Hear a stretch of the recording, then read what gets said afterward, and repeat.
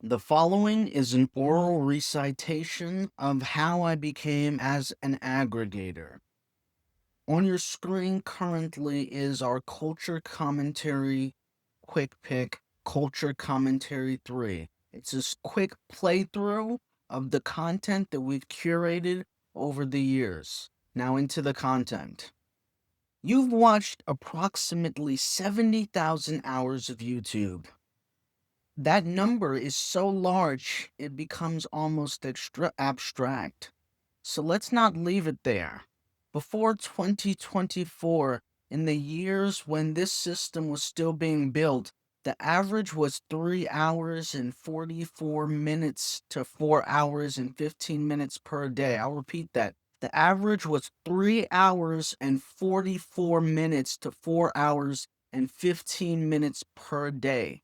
Per week, that's 23 hours and 8 minutes, 29 out and to 29 hours and 45 minutes. Every week, 29 hours and 45 minutes, compounding year over year. That's not casual consumption. That's a second job where you didn't get paid for it. That's a practice. That's a discipline. That's a body of work accumulating in real time, whether you named it or not. 70,000 hours. And the question isn't whether you've watched that much. The question is, what kind of time spent on that platform does to a person? What does it build? What does it leave behind? That's what this is about.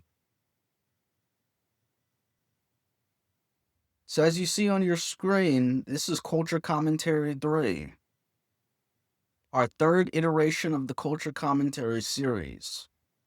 It's been since retired. We're no longer adding videos to this quick pick. This is a dynamic playlist sorted by we changed the sort by date. Now, don't reach for the aggregate. Give me one thread. My earliest memories on YouTube are looking for documentary videos, going down YouTube rabbit holes, music videos, explainer videos, generalized culture commentary. But it was only when I made it to YouTube for the purpose of solving a problem that it really started.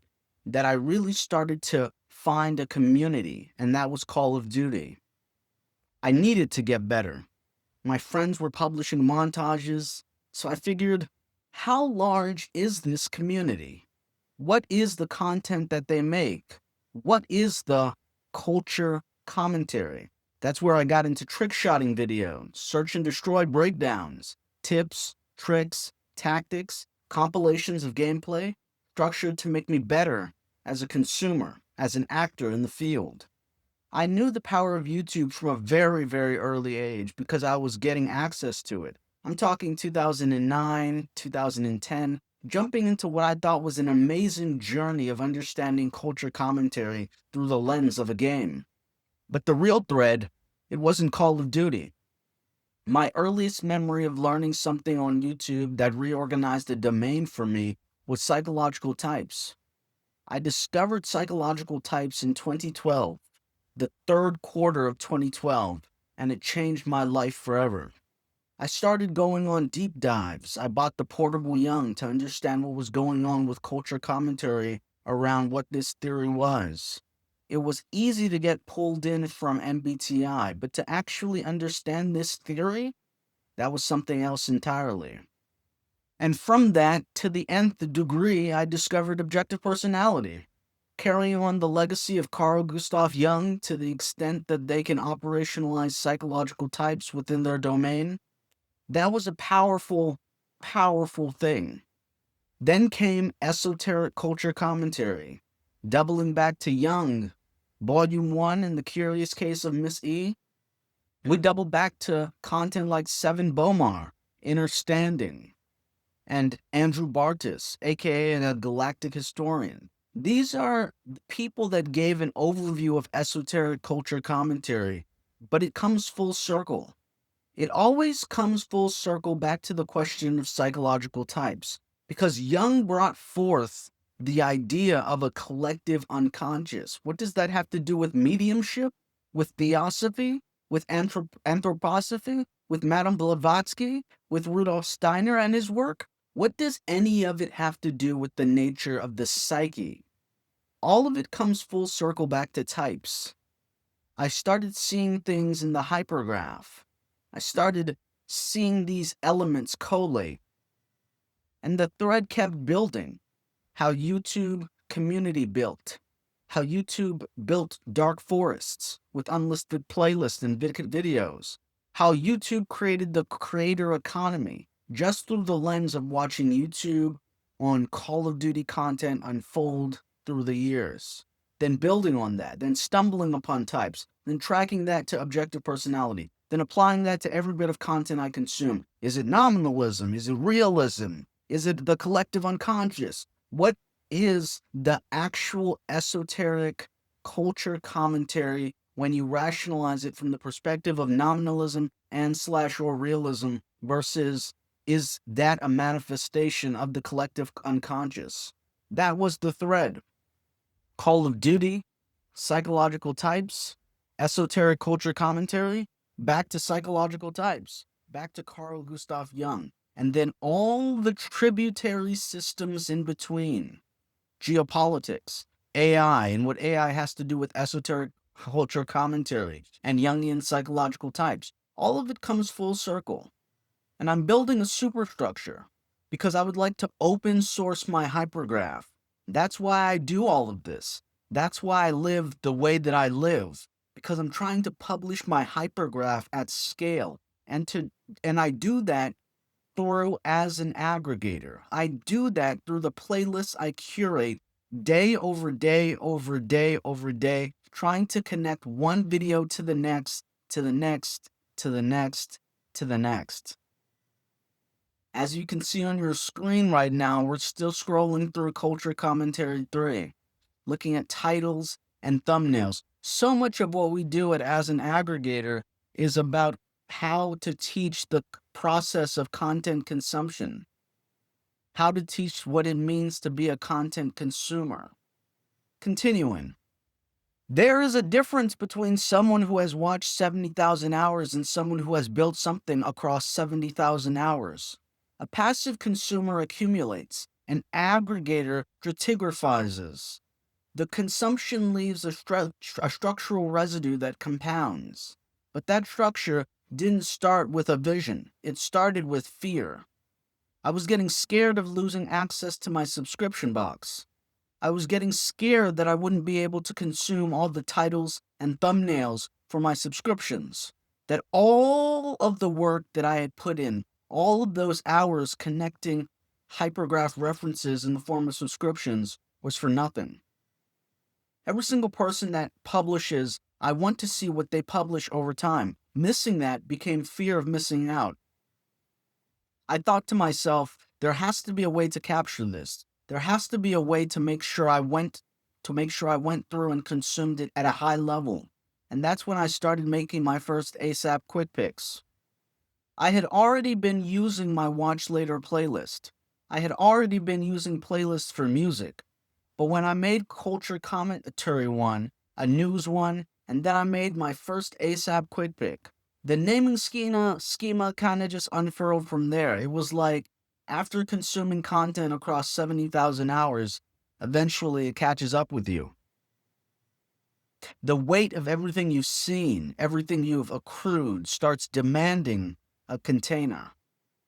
And that container lives in what you are viewing presently on your screen as a culture commentary quick pick, specifically number 3 in our series iteration. This is the type of content that I consume. This is the type of content that I curate. And it's ancient. It's from 3 years ago since I made the video. Continuing. And I looked up and realized people weren't using playlists. This was 2019, right before the pandemic. And a lot of the content creators I was consuming, they didn't really operationalize playlists yet. So I was sitting there using this technique for personal survival and realizing that what I had developed in private was a niche nobody else was filling. This was 2019, and I'm a super user. I understand YouTube better than almost anyone from the consumption side because I have so much time hands-on time consuming titles, consuming thumbnails, jumping through the user interface. Understanding the difference between premium and non-premium. Using the features. Opening the queue. Using the queue. I had that much time because I was a content consumer first and foremost. And I was happy with that. I was ecstatic. I am a content consumer. It doesn't matter what anyone else thought about that. I would tell myself, I just want to consume content. Why can't I just consume content? 2019 was when I first noticed that content consumption could be translated into content curation. That was when my Consume Digest started behaving like an archive rather than a feed. Because I knew there was some way to bundle what I had been seeing, some way to share what I had been seeing in the hypergraph. What I had been seeing as a reflection of culture commentary. What it has to do with anything, what it has to do with life, what it has to do with reality, all this stuff collating. And what would have been lost if I hadn't built it? I would have lost access to hundreds and hundreds of thousands of titles and thumbnails. I would have lost my subscription box. I would have lost access to a hypergraph tether, a hypergraph thread, my Consume Digest, my television guide for YouTube. And that intermediate gap in between publication, who knows what could have been published there. That's the fear of missing out. That's the fear of a dormant YouTuber waking up and publishing, and I can't see it. And that really dawned on me, like, after accruing so many subscriptions, over 1,300, and getting to a point where the velocity rate was so large, how do I manage it? How do I manage the content creator publishing news content every single day versus that person who comes 1 in a million chance? It falls through the cracks. I developed playlists as a technique so that it wouldn't fall through the cracks. Continuing, the aggregator identity is not a creator identity. It doesn't start with what I make. It starts with what do I find and what do I do once I found it. I've never been a collector. I didn't collect books. I collected toy cars, little ones. I tried Yu-Gi-Oh cards and Pokemon cards, but that didn't really work out. The only thing I really collected was content. Content is what I was collecting. That was my collection. So it's easy to think about my identity as an aggregator as something that starts with what I find, because that was my life as a content consumer. I consumed so much content that eventually the backstop of information overload crept up on me to the extent that I had to share it externally.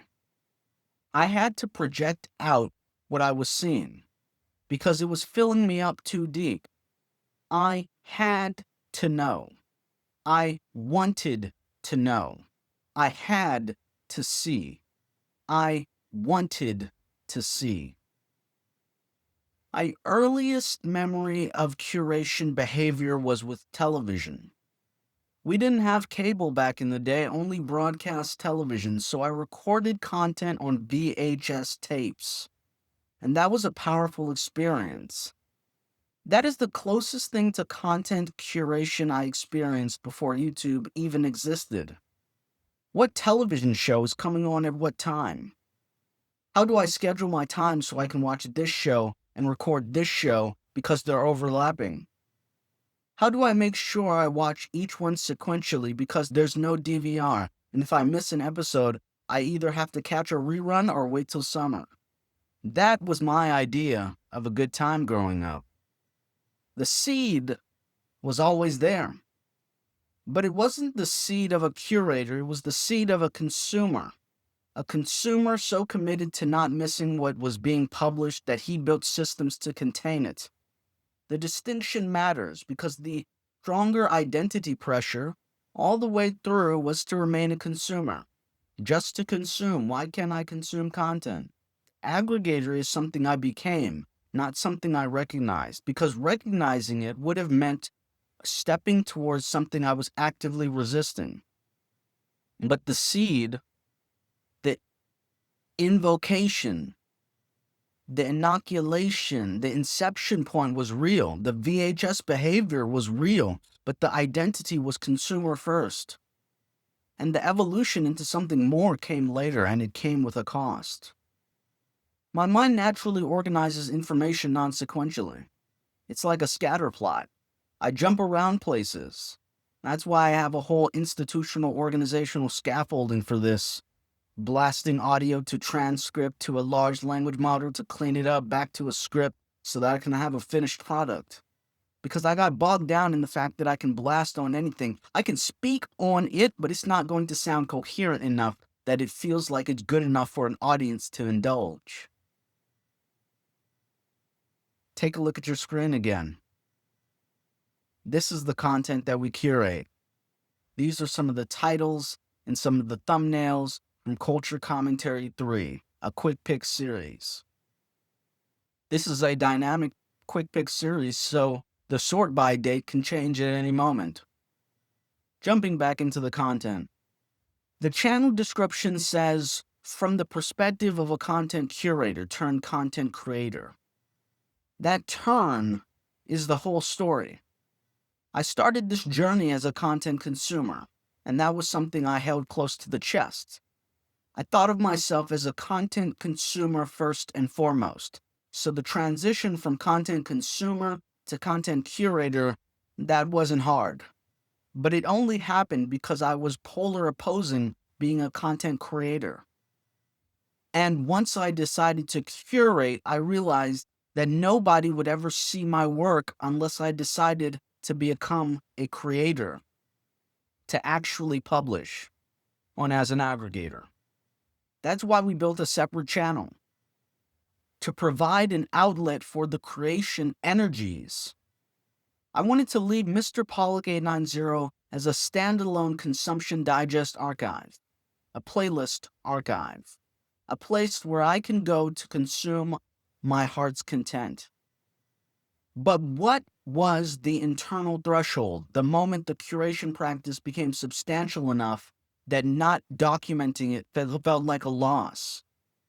It was 2019, and the forcing function was 2017. The second YouTube ad apocalypse in 2017, where we lost so much esoteric content, droves and droves of content. I can't say it was all above board, but it was still a niche. It was part of what YouTube had grown up to be. The variety of content was the reason YouTube came into its own. And losing that variety, losing that archive, made the stakes of my own subscription box real in a way that it hadn't been before. For me, the threshold was in 2019 when I realized I can't explain myself. I legitimately can't explain what it is that I do, what it is that I see, because it's contained in a myriad of different content pieces that I've accrued over the years. I can't point to a video and say, look here, look there. What does that mean to someone? Are they actually going to sit through a 3-hour-long video essay just to find a single piece of culture commentary that connects to something I watched a month ago, a year ago, 2 years ago? They're not going to be able to track that journey. Curation became a whack-a-mole game, trying to itemize things appearing in my consume digest that I wanted to save for others to track. And there's the tension here. I'm not going to resolve. I started so late, even though I started early. It's 2026 now. I started over 6 years ago, and I still feel late. Because back in 2017, 2018, 2019, I was still a voracious content consumer with almost a decade of content consumption behind me. 3 to 4 hours a day, nearly 30 hours a week, every week. And the recognition that no one else was doing what I was doing, yeah. People weren't dealing with playlists. So to see myself as a content consumer using this technique, I figured there aren't a lot of people doing this. That makes me a curator. I can make a profession out of this, but I couldn't make a living by being just a consumer, just a curator. I had to market my services. I had to tell people what I was doing. And that's where the identity shift from curator to creator happened. And what did it cost? It cost me my life. It cost me my identity. I was just a content consumer and I was happy with that. But it required me to be something more. It required me to transform myself in a way I didn't know how, that I didn't know why, that I just didn't believe was necessary until it was. And then it transformed my life because people could actually value what it was we had to offer as a content curator. Take a look at the screen again. We're still scrolling through Culture Commentary 3, a quick pick series. Take a look at the titles. Take a look at the thumbnails. Would you ever watch any of this content?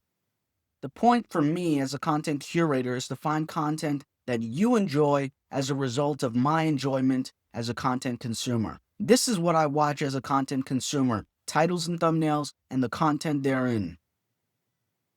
Back to the content. If you had to give someone the single most honest description of what an aggregator does, not for a channel description, not for a pitch deck, but for someone who genuinely doesn't know and genuinely wants to. Not the definition, the feel of it. What does it feel like to be an aggregator at a Tuesday afternoon when the subscription box is full and the playlist architecture is waiting?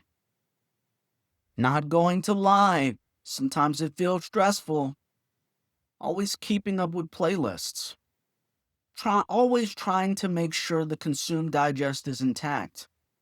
I've given up on full subscription box continuity. We passed 400 playlists. I've given up on 100% continuity. We're probably at 1,393. It feels crazy to say that. It feels bad to say that, almost like I'm giving up on myself in a way. I have 1,393 channels that I'm subscribed to. 1,393, almost 1,400 subscriptions on YouTube, and that means something. That means something to be able to have that as an experience, to live that as an experience. But the feel of it is the kinesthetic touch. The click when you're tapping a screen and you're adding a video to a playlist. There's nothing better than that sensation. It's what we do so much that it becomes automatic. Scan, and then there it is. It's going into a playlist. What kind of playlist? What type of playlist? Is it going into an ASAP quick pick, a category-specific quick pick, a temporal playlist? If we resurrect this schema, and if we resurrect that schema type, it's like being a Sherpa, a digital Sherpa. We carry what others can't see. We know the terrain. We've logged the hours. The 3 hours and 40 minutes. The 4 hours and 15. The 23 to 29 hours a week. And we turn that time into a map. We're not just walking the path. We're laying down a track for people to follow. Breadcrumbs in the hypergraph for people to consume. For people to come to similar conclusions as ourselves through the lens of content we have consumed and through the lens of the content we have curated. It feels like carrying the world on my back because I'm trying to elaborate concepts that haven't been sketched out before. Not the concept of the thing in and of itself. If it was just a vector, then we would have just graph theory. But now we have hypergraph theory, meaning a lot of these concepts that were viewed as just an edge, just a vertex, is now invalidated. Now it's a hyperedge. Now it's a hypergraph. Multiple nodes and multiple edges acting simultaneously as a node, simultaneously as an edge. The edge I'm talking about is the connection between videos, the connection between concepts. That's what we bring forth as an aggregator. That's what we bring forth in our playlist archive channel, Mr. Pollock 890. It feels like shouting into the wilderness, adding videos to a breadcrumb trail that you hope someone will stumble upon and find value from. It comes from that instinct to consume. But what do you do when you have consumed too much? What do you do when you have consumed everything that there is to consume? What's left is that you share your consumption habits, your patterns, your practices, your principles, all of that. Habits, patterns, practices, and principles. You share it. You become a content curator. You become a content creator to share what it means to curate. What does it feel like to be an aggregator on a Tuesday afternoon when the subscription box is full and the playlist architecture is waiting? It's a Tuesday. So like any good television guide user, I know the types of content that get published on a Tuesday, and it affects my theory of mind. It affects my consume digest. It affects me whether it's 12 a.m. on the East Coast, whether it's 6 a.m., whether it's noon, whether it's 3 p.m., whether it's 8 p.m., whether it's 11 p.m., whether we're talking about Tuesday afternoon. That means I can expect certain content to have already been published. Content soon to be published. I can expect it. I'm looking forward to consuming. That is the single most honest description of what an aggregator does. We curate, we consume, and we move on. And the difference is expression. Now there's an outlet for expression, a place to tell the story, a place to tell the tale. I would like to open source my hypergraph. That's why I do all of this. That's what I'm looking for on a Tuesday afternoon in a subscription box full of titles and thumbnails with the playlist architecture waiting. I'm looking for the next piece of the hypergraph to surface. I'm ready to see what our collective consciousness has in store. I have the best subscriptions to track that down over time. That's what it means to be an aggregator. That's what it means to be a content curator. If you're interested in the content that we curate, the content that we consume, take a look at the playlists on Mr. POLIK 890. That's our playlist archive channel. The channel that you're on right now is our content marketing operation to get the word out about content curation, to discuss what it means to be a content consumer, what it means to be a content creator, and what it means to be a content curator. Thank you for taking this time to consume this content. I hope you found it informative, and more so, I hope you can find the content that we curate to be valuable enough to put it into a playlist of your own. Thank you.